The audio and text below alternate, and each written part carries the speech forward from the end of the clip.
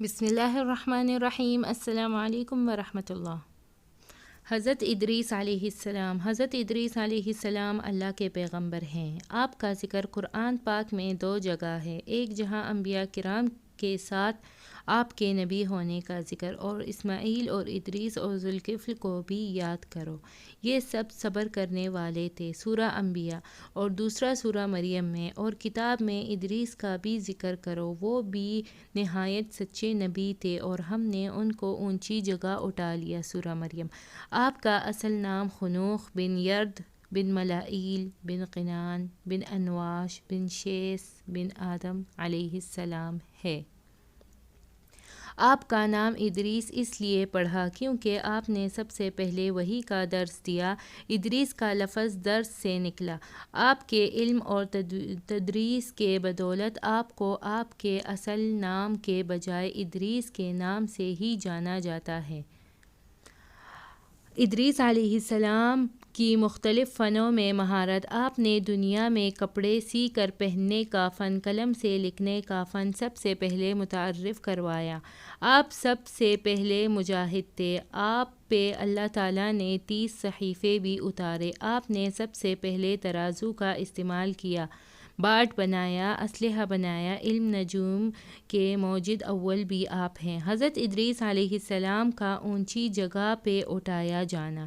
معراج کی حدیث میں نبی صلی اللہ علیہ وسلم نے فرمایا کہ آپ کی ملاقات حضرت ادریس علیہ السلام سے چوتھے آسمان پر ہوئی۔ اس سے متعلق بہت سے مفروضی ہے کہ کچھ جگہوں پر ہے کہ آپ کی خواہش پر اللہ نے ملک الموت کے ذریعے آپ کو آسمانوں پہ بلایا، دوزخ اور جنت کی سیر کروائی، اور پھر آپ کے اصرار پر جنت میں آپ کی روح قبض کر لی۔ بعض روایت میں ہے کہ ملک الموت آپ کی روح قبض کرنے جا رہے تھے تو آپ کی ملاقات حضرت ادریس علیہ السلام سے چوتھے آسمان پر ہوئی، جیسے کہ اللہ نے فرمایا تھا، لہٰذا ان کی روح وہاں قبض کر لی گئی، لیکن قرآن اور حدیث سے ایسے کچھ ثابت نہیں ہے، صرف یہ ذکر ہے کہ ہم نے انہیں اونچی جگہ اٹھا لیا۔ کچھ مفسرین اسلامی اس بات کے قائل ہیں کہ اونچی جگہ سے مراد نبوت کے، کیونکہ نبی صلی اللہ علیہ وسلم سب سے بزرگ بندے ہیں اور اس سے اونچی جگہ کوئی درج نہیں ہے، واللہ اعلم۔ قصہ ادریس علیہ السلام میں سیکھنے کی باتیں، اللہ کے دی ہوئے علم کا صحیح استعمال۔ انہوں نے دین کے علم کو سمجھا اور اس کی اتنی تدریس کی کہ ان کا نام ہی ادریس پڑ گیا، تو ضرورت اس امر کی ہے کہ ہم بھی اللہ کے اتارے ہوئے علم سے مستفید ہوں اور اسے دوسروں تک پہنچائیں۔